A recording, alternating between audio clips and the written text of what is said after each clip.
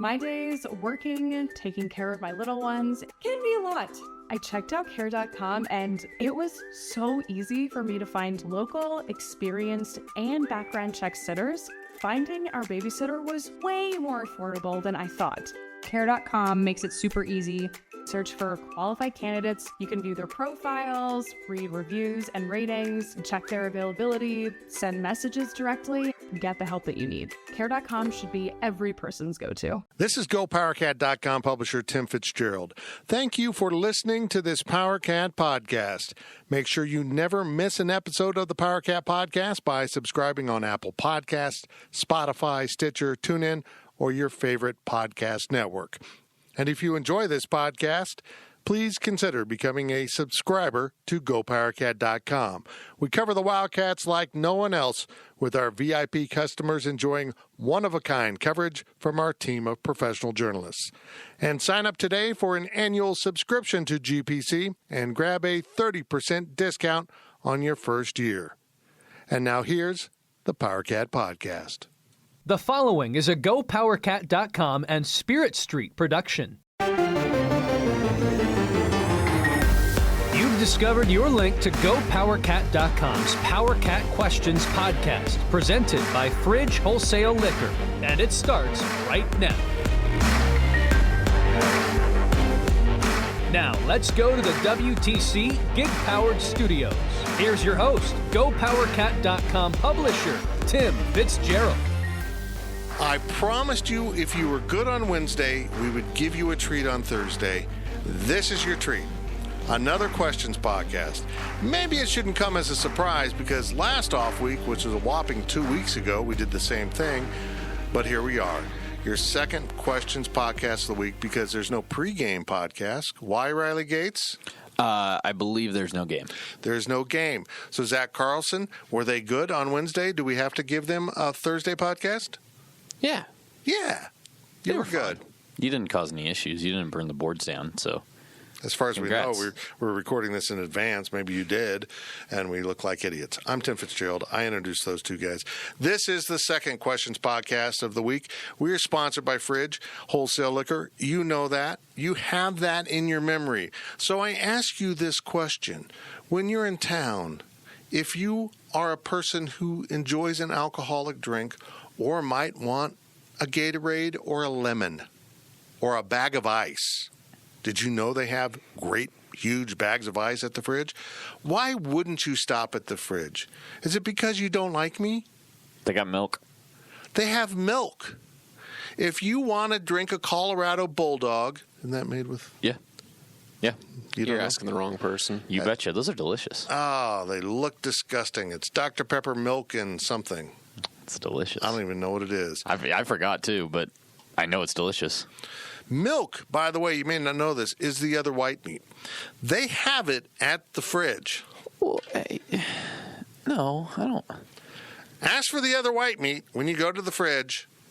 And they'll send you Kevin. They'll say, Kevin, we have someone fits in. Can you deal with this person?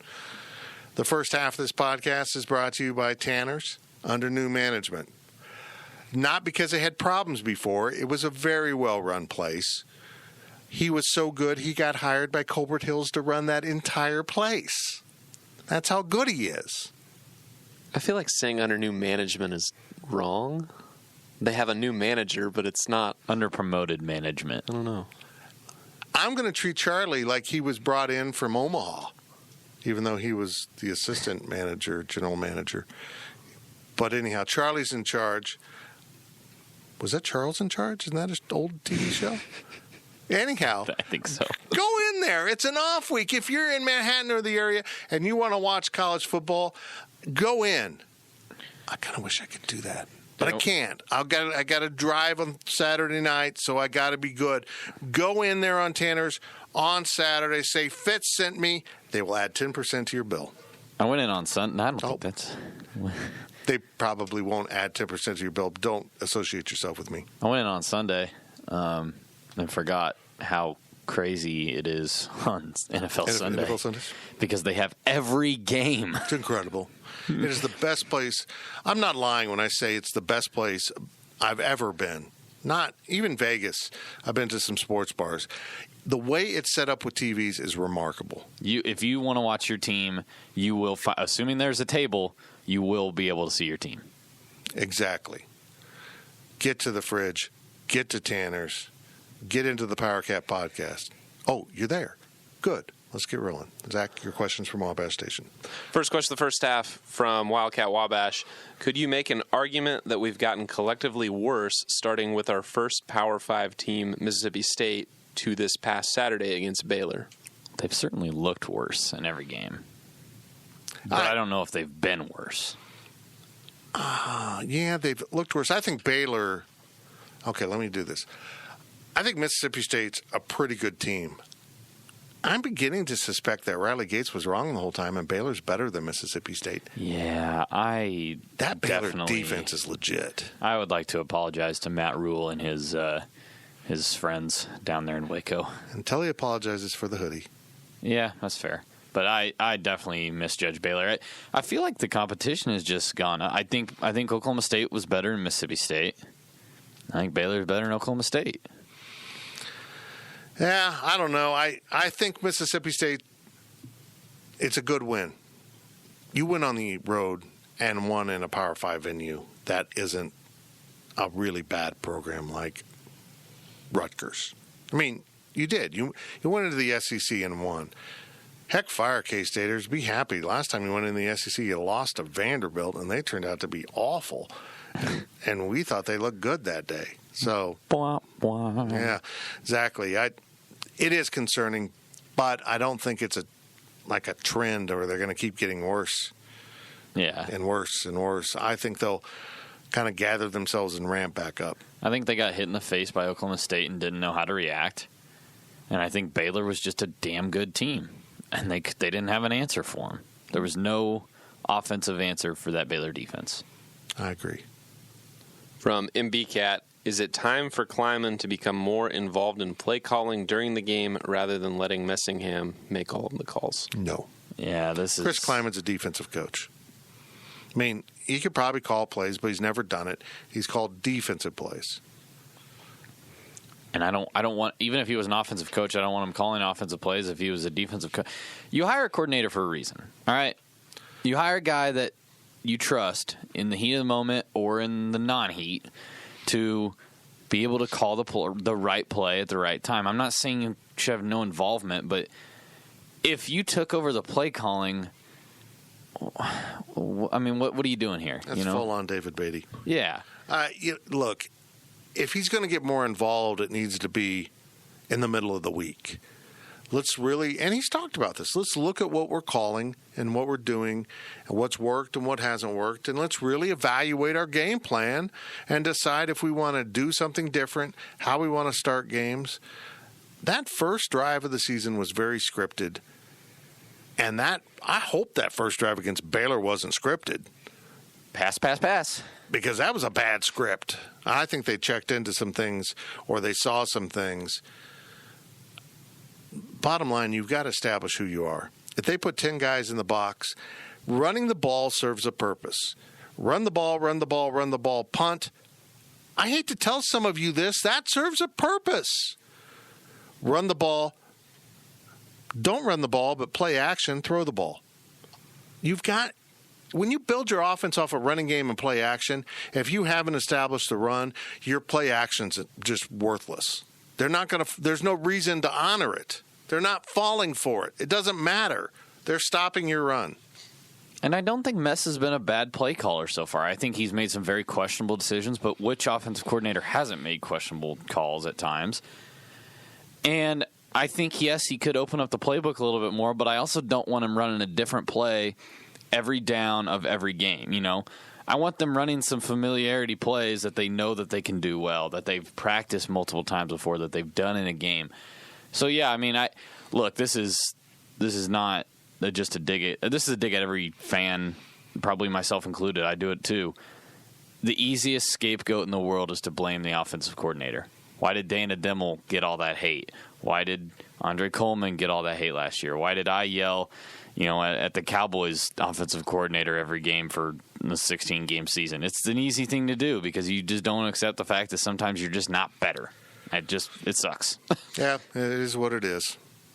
From K-Ned, was the goal for too many players to prove Snyder was wrong and the Mississippi State game achieved their goal? Ooh. My initial, I read the question, I said no, and I moved on. Then I was like, you know what? I think this is a good question. K-Ned proving why he's a wise soul. There could be a level of that.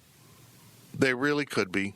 And I can see how that's possible. Let's put it that way. But I don't think that they would have gotten complacent about, quote unquote, proving Snyder wrong just because they, I feel like if that were the case, if that is the case, it would have continued to carry on, Hey, not only are we going to go beat Mississippi State. Let's see. I can see it.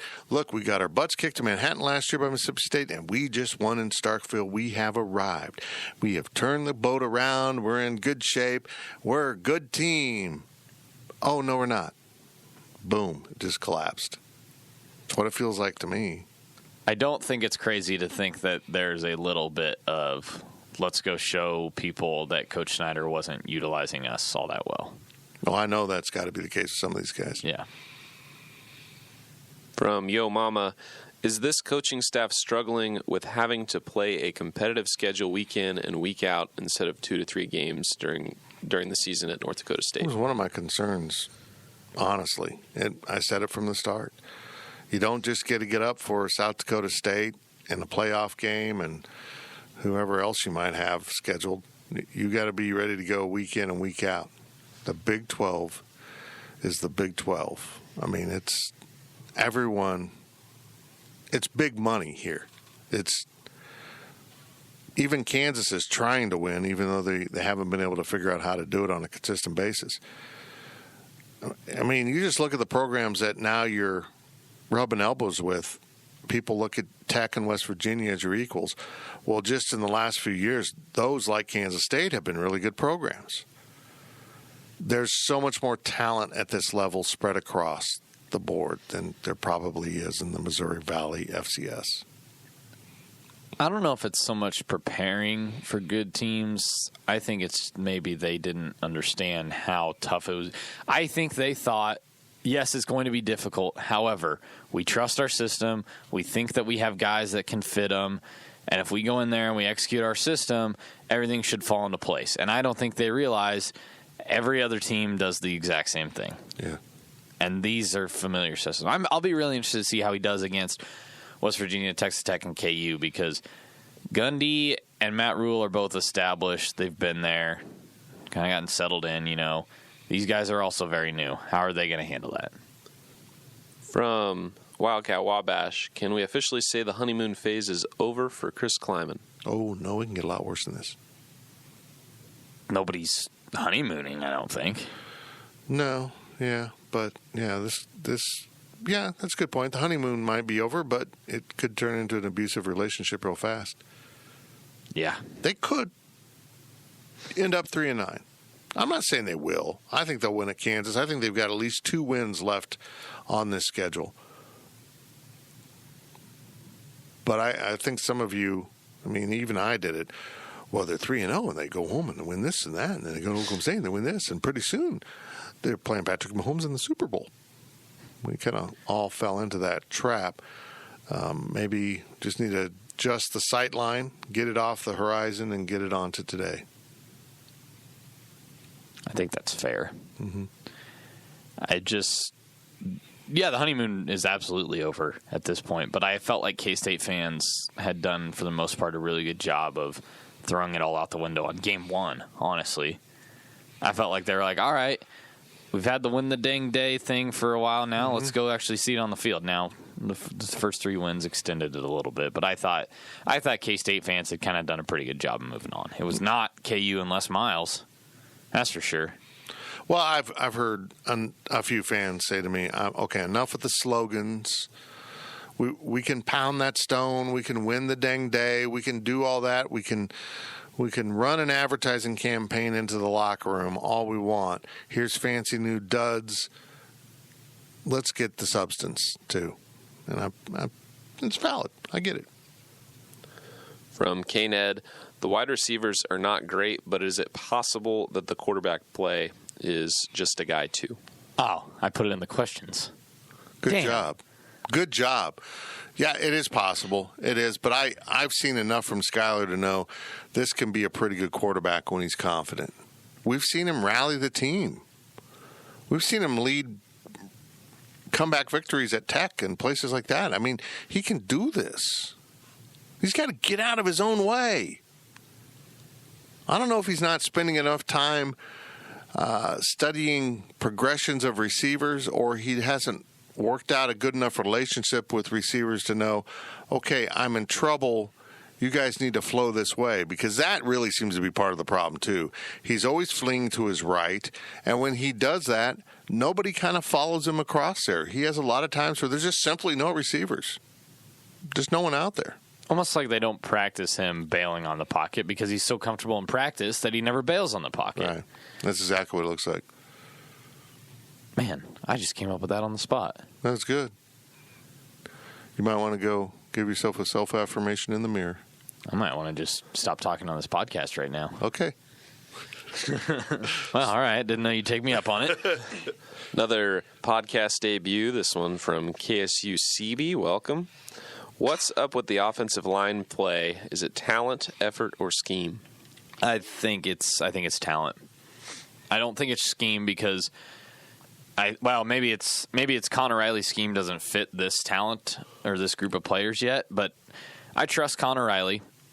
I trust that they're giving it good effort at times, although there were some plays in there where they literally watched James Gilbert get tackled. That's crazy. Behind the line. Okay, that can't happen. But I just don't think they're that talented of a group of guys. And, you know, I mean, Scott France has been blown back multiple times this year, which is... He's having a horrible season. It's disheartening because I kind of thought he was an NFL potentially draft pick, and now he is not at all. I mean, I think, obviously, I don't see things in practice. I don't see them the way Connor Riley sees them, but I haven't seen anything out of Evan Curl this year that's made me go, wow, that guy's good. And I thought the line clicked better when Revis was in the game early in the season. I agree. And Tyler Mitchell has had some really nice points, but he's also had a lot of times where you've kind of gone like, good Lord, that was awful. So yeah, I only feel comfortable with Holtorf right now. You don't? No, I do. I didn't after Saturday. I mean, now granted, he was going against an NFL dude, but yeah.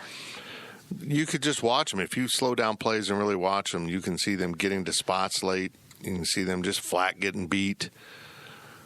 This whole team's just got to do better. And I just feel like they're getting away from fundamentals. They're getting beat off the snap, things that you can correct that go beyond or don't go as far as just not being talented enough. I feel like if they just need to be more sound to their assignments. It just takes one little letdown, and everything can fly apart. Well, they've got multiple letdowns on plays. It's just very frustrating to go back and watch film. Real brief here. I'm tossing in my own question, and I don't think it steps on anything else I put in there. Did we create too high of a bar for a lot of these guys? The offensive line paved the way for 300-yard rushing performances in the first two games, so we expected them to do things like that, mid-200 yards every single game. But at the end of the day, this is a line of guys like Evan Curl, Tyler Mitchell. Not bad, but also not all that good. Well, like standout good is what I mean. I wonder about that, but I was very cautious. I mean, it was the first two games were great, but they were who they were. I mean, those weren't great teams. They took care of business in a fashion that Bill Snyder teams hadn't the last few years, but I didn't really fully buy into Mississippi State. Now, maybe we oversold that team, but I still think that's a pretty decent Mississippi State team. They're not great, but I think it's a decent team. And they didn't rack up a ton of yards, but that offensive line was physical and mean. Man, they're not physical and mean lately. They're getting their ears boxed. I don't understand what's going on. again, I'm stealing lines from myself. I said this on the Insiders. Someone stole their mojo. They went in a time machine and then went back and stole their mojo. Well, I think the time machine thing's probably not accurate, but yeah. I saw it in Austin Powers, too. It happens. It's possible. You can build a time machine and steal someone's mojo. I know this. It's a fact. Is it a documentary? Yeah, about a super crime-solving guy with a hairy chest. It's kind of my hero. Okay. And nice teeth. From Exhausted Nihilist, what are your thoughts about the overall defensive performances against the Big 12 so far? You can't be good on 95% of the plays and horrendous on 5. And that's what they're doing. Which is what sucks, because they are a good defense.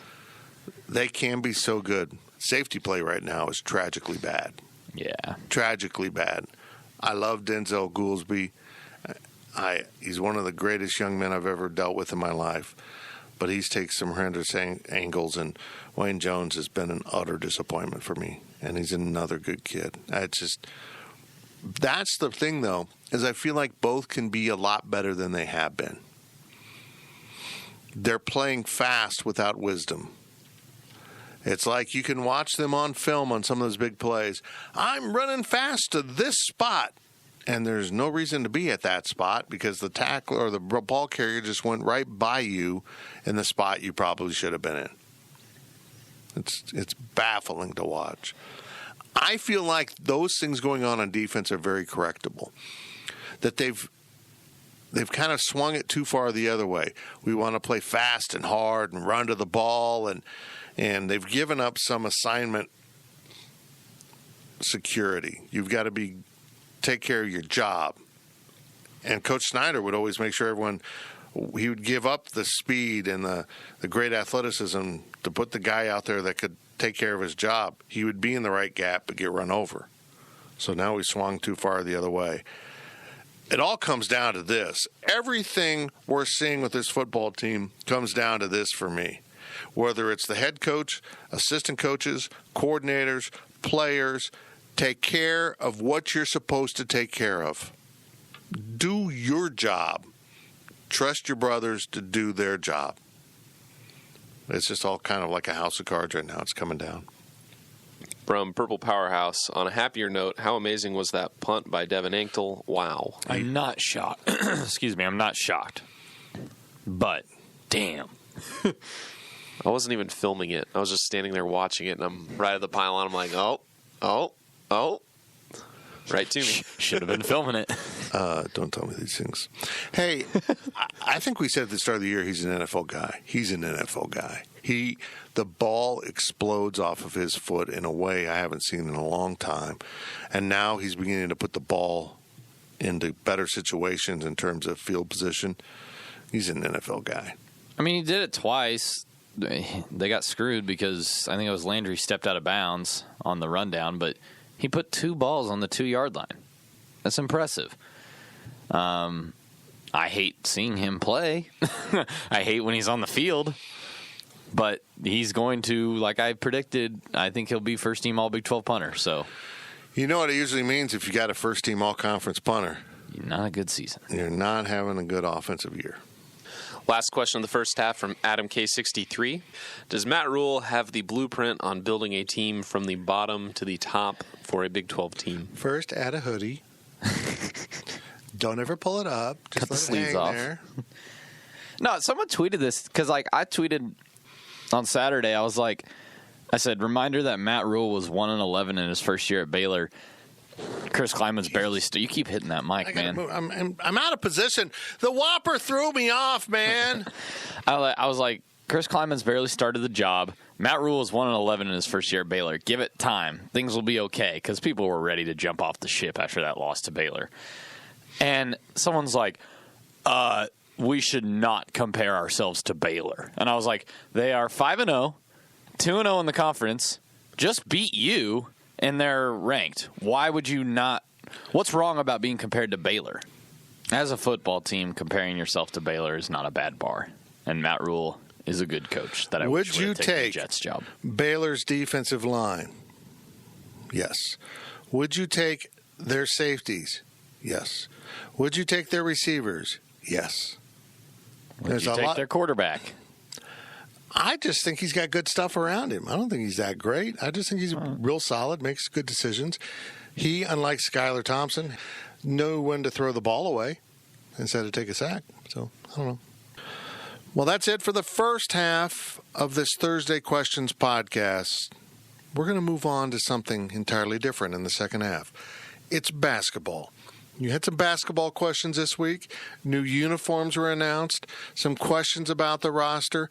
Basketball season's almost here. So we're going to answer your questions about hoops in the second half of the second Questions podcast of this week, sponsored by Fridge Wholesale Liquor. We're in the WTC Gig Powered Studios. Any other things I can get in? We're sponsored by Tanner's in that half. We'll be sponsored by the High-Low in the other half. I'm going to stop now, and you're going to hear some other stuff. Stay locked in. The PowerCat podcast will be right back. Selling a little or a lot? Shopify helps you do your thing, however you cha-ching. Shopify is the global commerce platform that helps you sell at every stage of your business. From the launch your online shop stage, to the first real-life store stage, all the way to the did we just hit 1 million orders stage. Shopify's here to help you grow. Whether you're selling scented soap or offering outdoor outfits, Shopify helps you sell everywhere. From their all-in-one e-commerce platform to their in-person POS system, wherever and whatever you're selling, Shopify's got you covered. Shopify helps you turn browsers into buyers with the internet's best converting checkout. 15% better on average compared to other leading commerce platforms. And sell more with less effort thanks to Shopify Magic, your AI-powered all-star. Shopify powers 10% of all e-commerce in the US. And Shopify is the global force behind Allbirds, Rothy's, and Brooklinen, and millions of other entrepreneurs of every size across 175 countries. Plus, Shopify's award-winning 24/7 help is there to support your success every step of the way. Because businesses that grow, grow with Shopify. Sign up for a $1 per month trial period at shopify.com/Odyssey Podcast, all lowercase. Go to shopify.com/Odyssey Podcast now to grow your business, no matter what stage you're in. Shopify.com/Odyssey Podcast. Picture this nightmare scenario. You're hosting friends for the big game. It's neck and neck in the fourth quarter, and suddenly you realize you're out of drinks. You start to sweat. Your friends start to turn on you. You're forced to go on a last-second drink run and end up missing the game-winning touchdown while in line. Terrifying, isn't it? Luckily, you can avoid the drama with Drizzly, the go-to app for drink delivery. With Drizzly, you can shop a huge selection of beer, wine, and spirits, then get them delivered right to your watch party. Compare prices across multiple stores in your area, find the best deals on game day drinks, and get back to armchair quarterbacking from, you guessed it, your armchair. Download the Drizzly app or go to drizzly.com. That's DRIZLY.com today. Must be 21 plus, not available in all locations. We now send it back to Fitz in the WTC Gig Powered Studios. Welcome to the second half of the second Questions podcast of the week. I think I got that right. But I know this. We're sponsored by The Fridge. You know that. It's at the corner of this and that in the town in which we live. And like my free throw, we're also sponsored by the High-Low. It goes high and then low. I reached for that one. Yeah, not your best work ever. I went too far on that one. Yeah, Riley and I had a mandate. Mandate. And we had lunch there. I think you flipped the words there, though. You kind of said, like, mandate. I don't even... Mandate. Like, I think you did the wrong mandate first. You did the one that's one word first. A mandated mandate? Yeah, that's what you should say. Okay, that's what we had. It was delicious. We had a beer. We cursed. Mainly at Fitz and then Fitz at me, but yeah. He said golly jeepers like 3 times loudly. We got asked to leave. Seth would never ask us to leave. No. I did walk behind the bar one time. He wanted to kick me out. But in my defense, it was crowded and I was drunk. And it was a brand new bar, and I didn't know how to negotiate. When you go in a bar that's never been to, and like you walk in and you can't get anywhere, It's a little scary. Right. After you've been in a bar a few times, you know the nooks and crannies you can get through. Well, first of all, your nooks and crannies are probably a lot smaller than my nooks and crannies. Because Becky can go through a space like paper thin, and here I am. It's like, well, my belly alone won't fit through that space, let alone my belly attached to the rest of me. So anyhow, you should never walk behind the bar at a bar. It's bad form. The rim shot I tried to do on the table there wasn't very good. It sounded like something fell from the ceiling. But that's okay. That's what it was supposed to be. This is the Power Cat Podcast, sponsored by The Fridge. The second half sponsored by the High-Low. We're doing all basketball. Hoops, hoops, hoops. Oh, I'm Fitz, Riley, and Zach. Reed.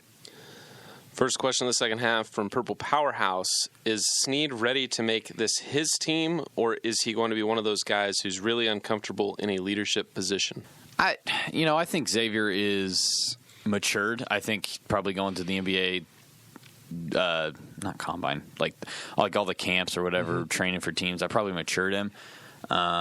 He seems intellectually mature. I just don't know.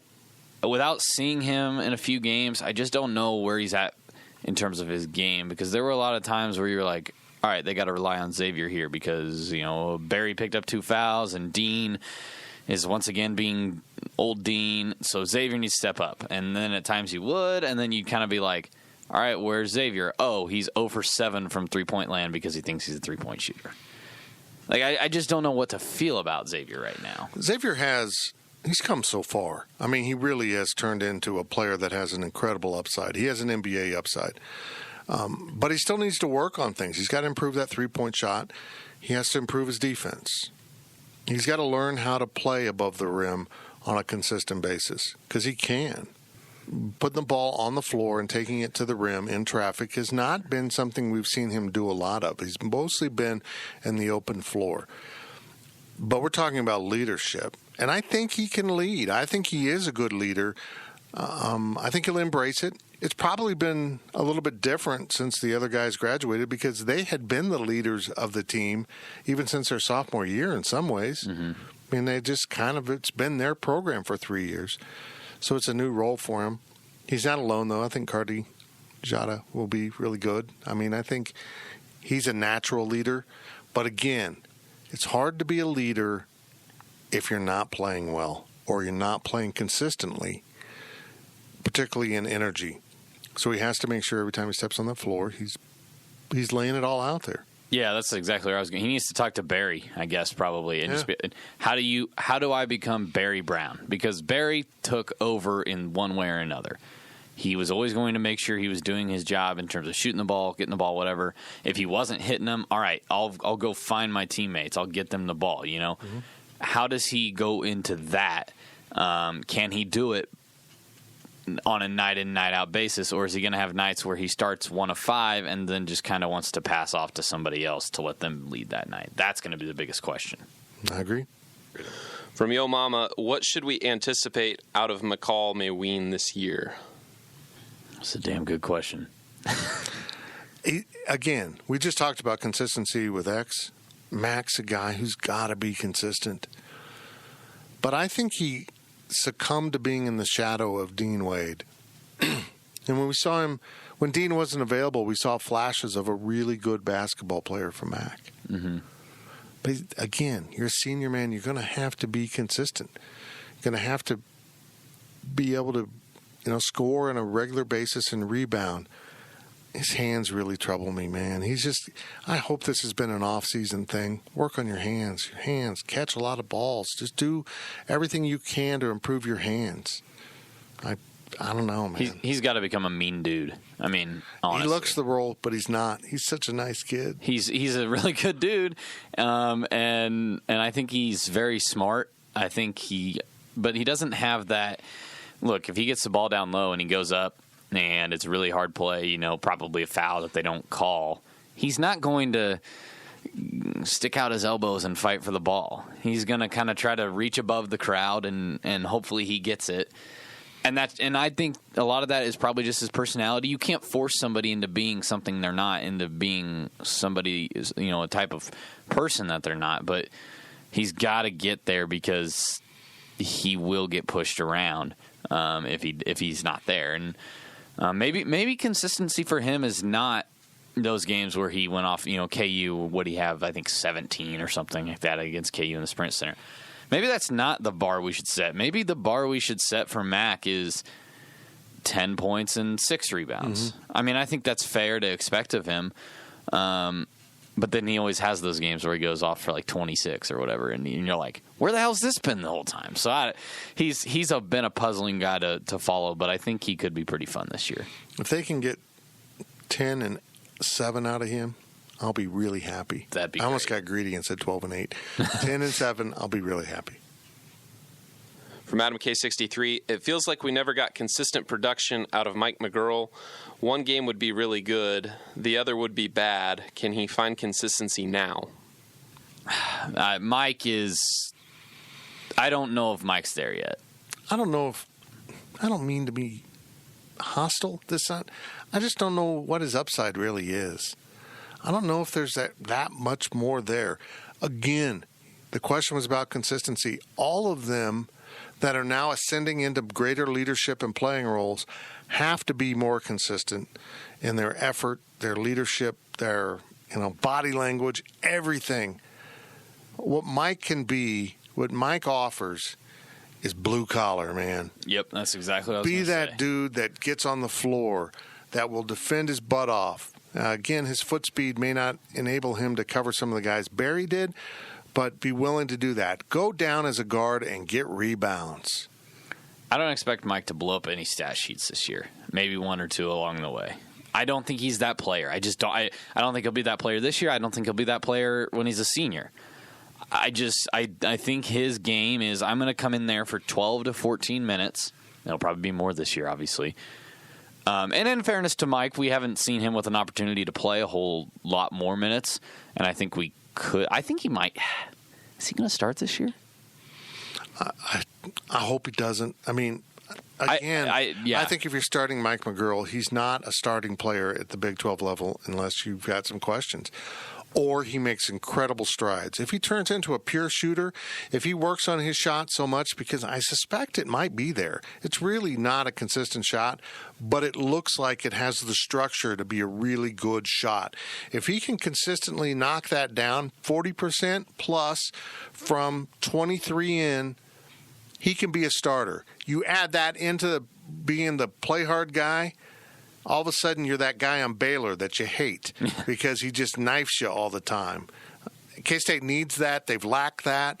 They kind of do it all guy. And by the way, I'm just in here to stroke this 3. Bam, bam. I'm going to hit a lot of them right now.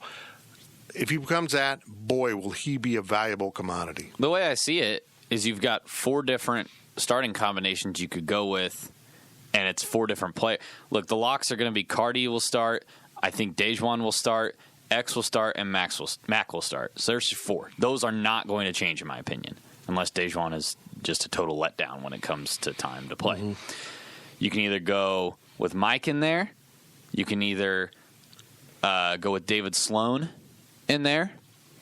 You could put Sean Neal Williams in there, which kind of scares me. Or you could go with a second big and put Montavious in there. That would be my suspicion. So you're going to have those 4 different guys to take that 5th spot. It's not a lot of experience in there, and especially not a lot of starting experience. So it's going to be one of those combinations, in my opinion. I feel like Mike has just as good a chance as any of those other guys. Well, maybe you're right. From KSU Titleist, losing what we lost will hurt, but there are still a lot of guys that know the system. Where would you project this team's defense to be at this year? This is my biggest concern. We talk about consistency with this guy, that guy. They had a roster of guys that, for the most part, had played together for at least a full season, if not 2 or more, and they understood the nuances of Bruce Weber's defense, and it was beautiful to watch. It was so subtle. They're moving, they're picking up, they're rotating. They rarely got beat unless they'd have some games where they just kind of collapsed. But when they got into the bench, sometimes you would see rotations get missed, plays they wouldn't cover up, they wouldn't, just little things would go wrong. That's where I'm really concerned about this group. There's so many new guys, and not just the new guys understanding it, but being cohesive even with the older guys. That the older guys aren't going to have to be worrying about the new guys so much they forget to do their job. This is a big concern for me, Riley. Well, and the reason that that defense, I mean, continuity obviously big, but we can't emphasize enough how beneficial it is to have A, the Big 12 Defensive Player of the Year, and B, a guy like Dean Wade to protect when McCall gets beat on a backside lob, or when McCall has to go out of the lane, and Dean can slide in there and manage it. I'm just using different examples there. Those two are they were so crucial. And I trust that guys like Mike and Cartier and probably Sean, I trust that these guys know the system. It's tough to go to practice every single day for however many ungodly months basketball season is. Don't get me started on that. It's starting this month, Fitz. It's starting in October. I'm sorry. I hate it. It's not my fault. But don't be mad at me. You got you know the system, but it's all about doing it. And also, I bet you there were multiple times where Barry made the wrong read on a defensive, he should have jumped this pass instead of gone here. But he was so good at recovering because he had gone through the ringer before. He knew these guys' tendencies that he was playing against. And that's something they're going to have to learn with time. It's not going to be flawless from the start, all right? They're not going to be as good on defense in the first 2 months, probably, as they will be in late February and early March. So it's one of those things where you have to – it's kind of like with football. You just have to accept that it might not meet your standards right away. Well, and you brought up something else. I was thinking of team defense and how they work as a cohesive unit. They've got to have someone say, I'm Barry. Yeah. I'm the stopper now. I got him. It was Wesley, and then it became Barry, and one of these guys is going to have to own it. Say, give me that matchup. And even if it doesn't fit you ideally, it might be a stretch 4 type guy and maybe a 2-guard, I don't know. It's tough. And there's some good players this year in the Big 12, so. It's going to be fun to watch. From Parker Gates, what is your opinion of the men's and women's basketball jerseys? What would you like them to look like if you don't like them? What a jackass. Oh, he's horrible. His whole family. Wait. I turned on you real fast. Wait. Doesn't seem nice. What do you think of those jerseys? All right. When they came out, I hated them. First off, all right, K-State does great work. The photo department, kind of promoting things. They should have not promoted them by going 2 inches away from the jersey. I couldn't like it was just a photo of the jersey. Yeah, you should have just modeled it with somebody like they did with Mike McCoy in football. That's what they should have done. I couldn't understand what was going on. Like me? Have me modeled it? Yeah, sure, that'd be cool. I hated them when they came out. I don't like how K-State continues to utilize gray as a color when white should be the color, even if it's as small as it is on these ones. And for the first time in my life, which it's something I make fun of Fitz and Zach for a lot, but for the first time in my life, font bothered the hell out of me. We are proud font nerds. The number font. The number font's atrocious. The number font's actually grown on me a little bit now that I've seen the jerseys worn, but it's still not good because it doesn't tie in with the K-State font very well. That's my problem. I think the number font alone is okay. I would like to see what the letters look like with that font. I'm just curious. I might have to go to my good friend Font Squirrel and see if that's an actual font or it's actually you can upload an image. It'll read the font and compare it to other fonts and find your font.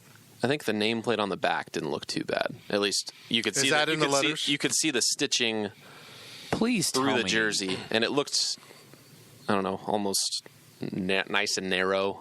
Please tell me that they're not, like, they're going to put the last names, right? Yeah. It's not, okay. I don't think it's going to say It's not going to say Wildcats. Wildcats. If it says Wildcats, I'm going to lose it. Because that's what the example had. I don't think so. I'd be surprised. My problem is that the K-State Serpentine font with that font collide. One is a very contemporary, sleek font, the K-State Serpentine, and the other font is an artsy, kind of old-fashioned font, the numerals. Yeah. Oh, I actually think that Serpentine is more 80s and older, and the one they used is more modern because They don't of the match. curves. They don't match. They just don't. The style of the font. I mean, it's not about serifs and sans serifs and other nerdy font talk. It's just the appearance of them kind of collides. And I would rather the players go find old shorts that people wore in the 1970s and wear those, even if they don't match color-wise, than I would like to see them wear these. You are not a fan of the shorts. Oh, my God, they're atrocious. The shorts. Everything about the shorts are horrible. They look like a Nike template from like the early 2000s. There's so much going on. There's too much going on. These stripes are going that way. Those stripes are going that way. They're different colored stripes. They actually look like the shorts that Nike would sell at a JCPenney or a Kohl's Yes. that cost $30 and you wear them to gym class in high school. Yes. That's what they look like. I mean, I wore mine to school, but yes. So you're saying go back to the 70s, grab some nut huggers, I don't care what you wear. Just don't wear these. because in the 70s, that's what we wore. I mean, if a good jump shot and your jock strap get popped out there at the bottom.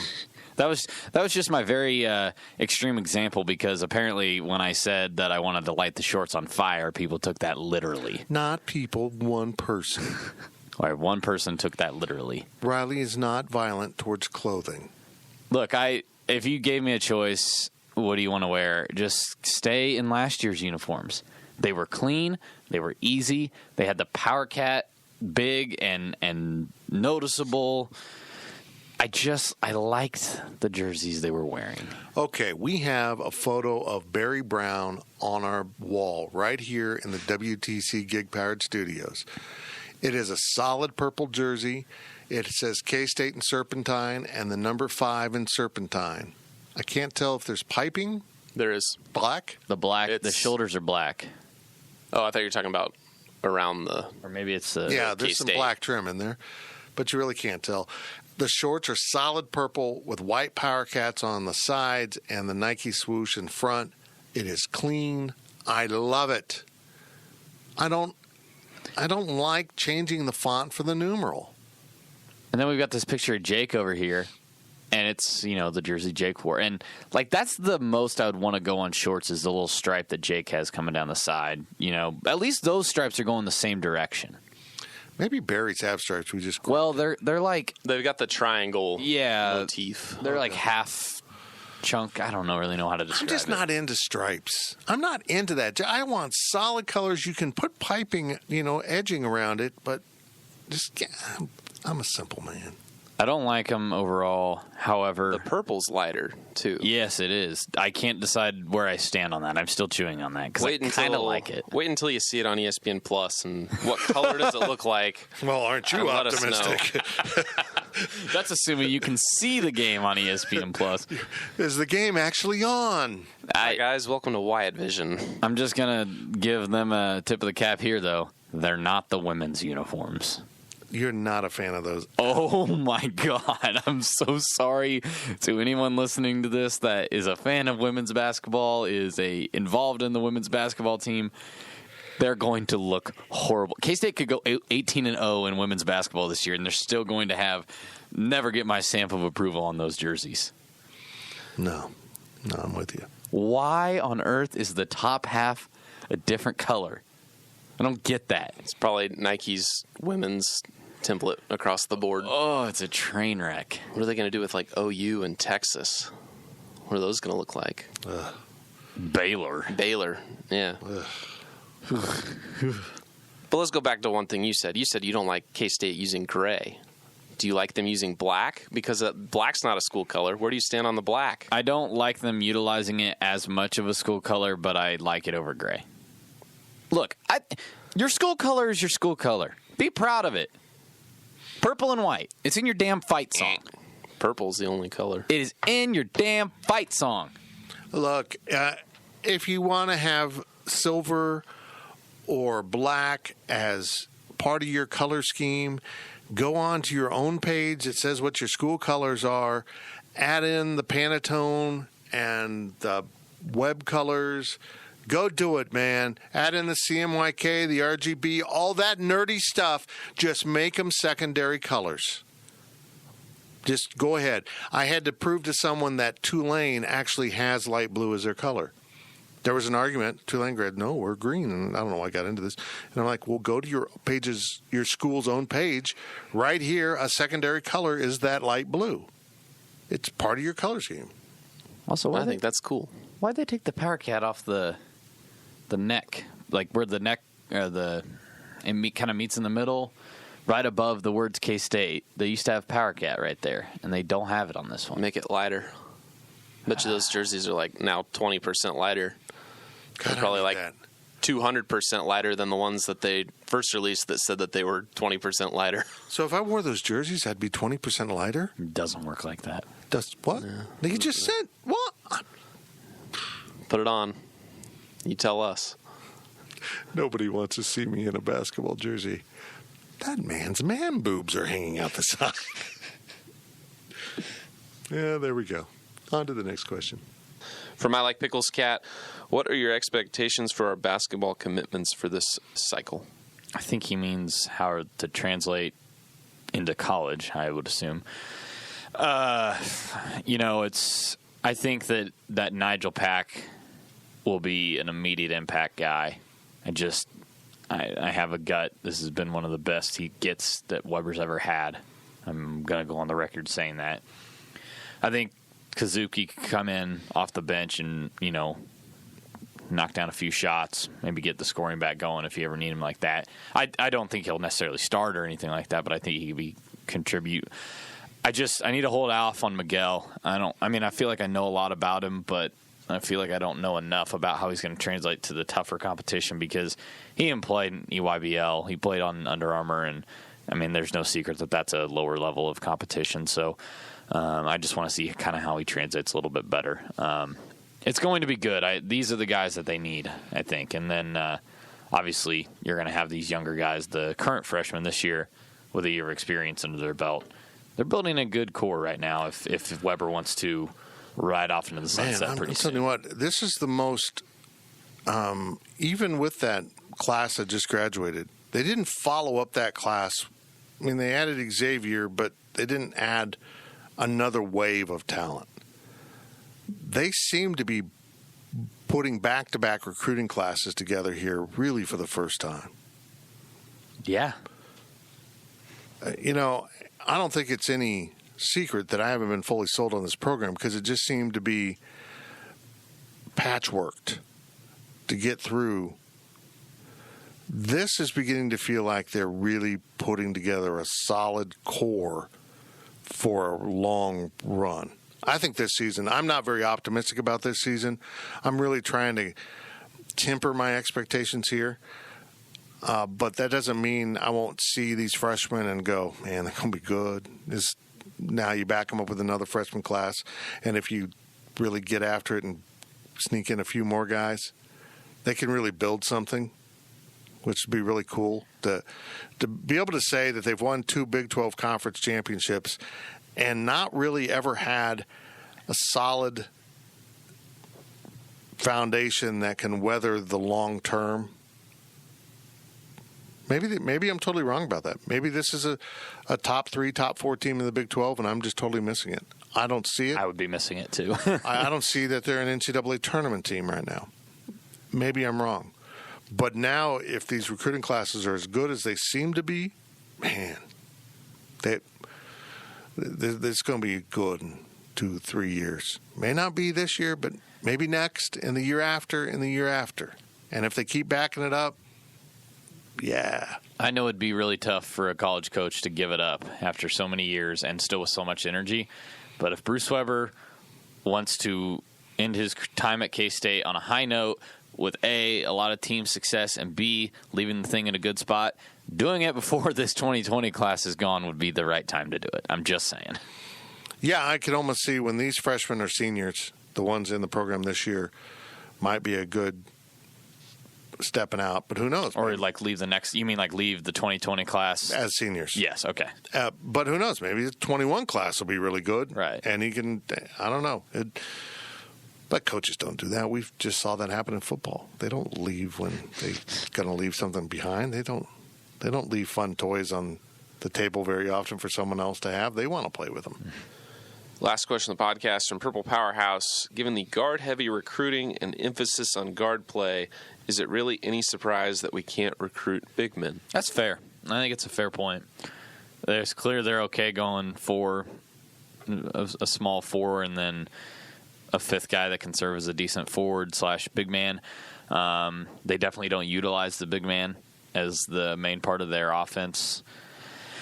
I think, but I also think at the end of the day, it's just I think that they have not utilized, or they have not identified, not utilized. They have not identified talent well at the big man spot on the recruiting trail. And they haven't landed one, but might get some good news on Friday.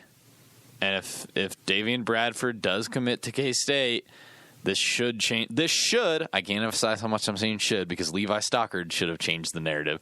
This should start to change that because he should be good. We will see. We will see. That does it for this edition of the PowerCat Questions podcast. We appreciate you listening.